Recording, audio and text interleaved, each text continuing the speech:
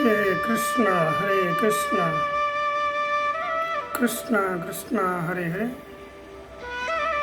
हरे राम राम राम हरे हरे। जगत गुरु श्रील प्रभुपाद की जय, गुरुदेव महाराज की जय। मेरे पास एक प्रश्न आया है कि जैसे अभी जगन्नाथ जी की स्नान यात्रा हो गई, तो स्नान यात्रा प्रश्न ये है कि स्नान यात्रा जो होती है जगन्नाथ जी की, वो क्यों होती है, और हम जगन्नाथ जी का आविर्भाव जब होता है यानी भगवान का प्रकट उत्सव होता है, तो उसमें हम उपवास क्यों नहीं रखते, जैसे कि हम लोग जन्माष्टमी में रखते हैं या रामनवमी में रखते हैं या नरसिंह भगवान का रखते हैं।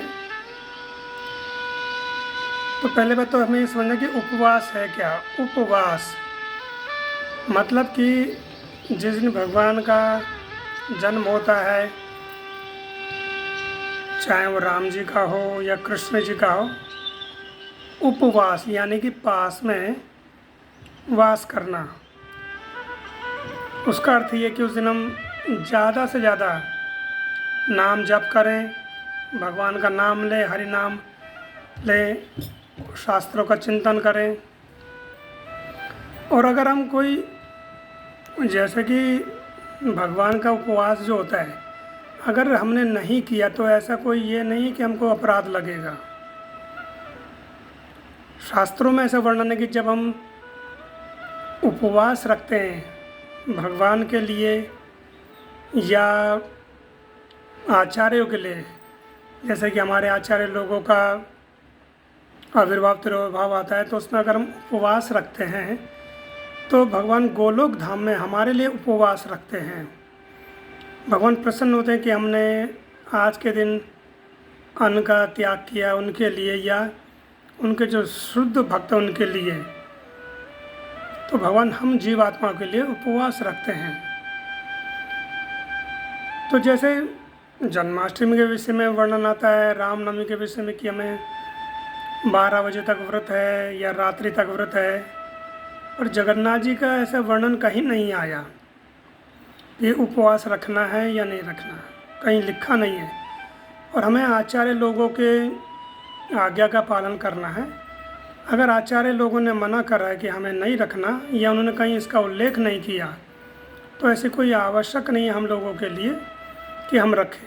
अगर रखते भी हैं तो कोई अपराध भी नहीं लगेगा कि रखा है, और नहीं रखेंगे तो भी कोई ऐसी समस्या नहीं है।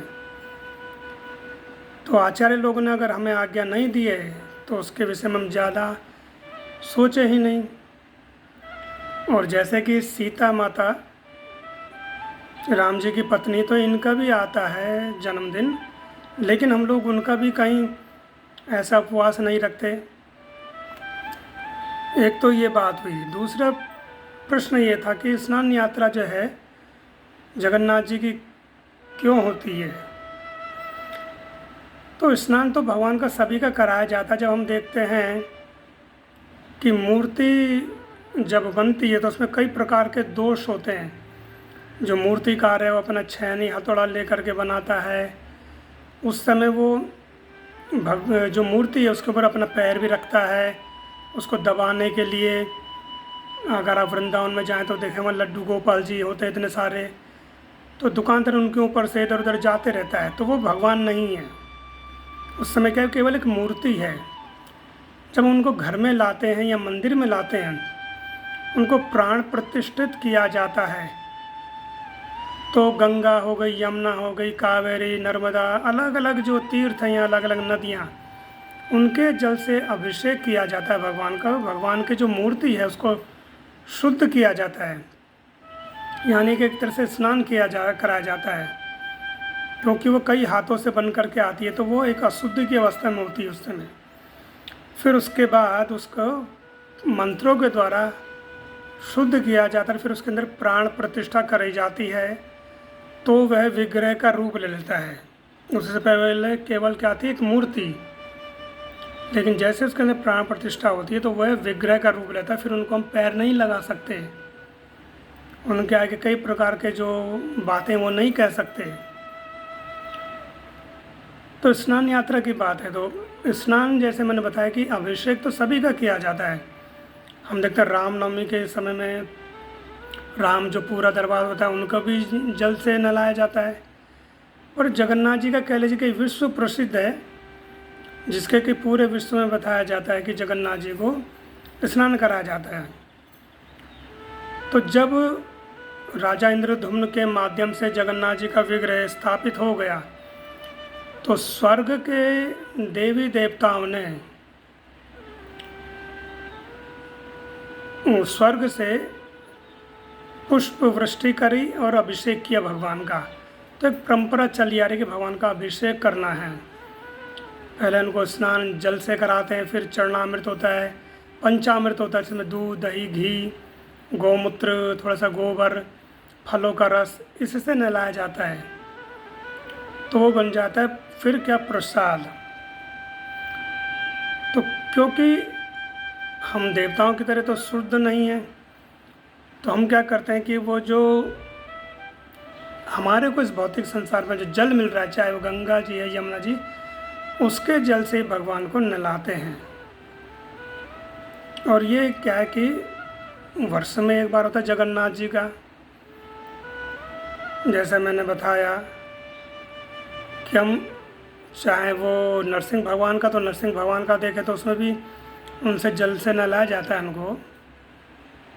पर जगन्नाथ जी का क्या है कि ये स्नान यात्रा विशेष करके बोला जाता है कि जब स्नान यात्रा हुई और 15 दिन के लिए भगवान को रोग हो गया, उनको ज्वर हो गया। तो ज्वर तो भगवान को होता ही है, लेकिन क्या है कि फिर भगवान का रंग भी थोड़ा निकल जाता है, क्योंकि ये लकड़ी है जिसे हम दारू ब्रह्म बोलते हैं, तो उसका रंग निकल जाता है, तो उसको भी अंदर अच्छे ढंग से लगाया जाता है।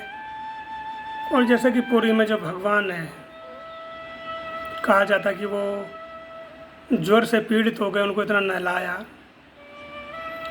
तो एक कह लीजिए कि शुद्ध करने के लिए भगवान वैसे शुद्ध हैं, लेकिन जो स्वयं भगवान ने, आचार्यों ने परंपरा बनाई है कि भगवान की मूर्ति को पहले अच्छे ढंग से जल से नहलाना, फिर उसके प्राण प्रतिष्ठा करना, यज्ञ आदि करना, ये सब होता है। तो उसका मूल कारण यही है, जैसे मैंने बताया कि जगन्नाथ जी का ये प्रसिद्ध है। बाकी होता सबका है, लेकिन किसी ने उसका विशेष ध्यान नहीं दिया। और जगन्नाथ जी का तो ये सब पूरे विश्व में प्रसिद्ध है। तो यही इसका मूल कारण है जो जगन्नाथ जी का स्नान यात्रा कराई जाती है। उसको स्नान यात्रा से क्यों जोड़ दिया कि स्नान तो हो गया, लेकिन क्या कि 15 दिन बाद वो यात्रा पे निकलेंगे, नहा धो करके अच्छे होकर के ज्वर से जब बाहर आ जाएंगे तो फिर यात्रा पर निकलेंगे। तो यात्रा का अर्थ क्या? यात्रा ये है कि जो पतित जीवात्मा हैं, जिनको कि पंडे लोग अंदर नहीं आने देते, जो नीच जाति में जन्म लिया है जिन लोगों ने, तो उनको भगवान स्वयं दर्शन देने आते हैं। और ये हम अपने जीवन में भी देखते हैं कि जब हम बहुत समय तक रोग से ग्रस्त हो जाते हैं, बाहर नहीं निकलते, बिस्तर पे पड़े रहते, तो हम उब जाते हैं, तो बाहर निकल करके देखते हैं, तो एक मन में क्या है, हमारा मन में स्फूर्ति हो आती है, तरोताज़ा हो जाता है हमारा मन, शरीर। तो वैसे ही भगवान 15 दिन तक बंद रहते हैं अंदर, और फिर वो एक तरह से उब जाते हैं। तो फिर क्या है कि वो बाहर निकलते हैं अपने रथ पर सवार होकर के, और आसपास के अपने भक्तों को देखते हैं, बाहर का वातावरण देखते हैं। तो उससे क्या होता है कि उनका मन स्फूर्त हो जाता है, प्रफुल्लित हो जाता है, और अपने पति जो भक्त हैं उनको भी दर्शन देते हैं, जिनको कि पंडे लोग अंदर नहीं आने देते। फिर वो गुंडीचा मंदिर जाते हैं अपनी मौसी के यहाँ। तो उसका कारण यही है कि जगन्नाथ जी का ज़्यादा प्रसिद्ध है स्नान यात्रा। तो इसको यात्रा से दोनों से जोड़ दिया, यात्रा और स्नान, यानी स्नान यात्रा दोनों एक मतलब दो शब्द अलग अलग ने एक साथ जोड़ दिए।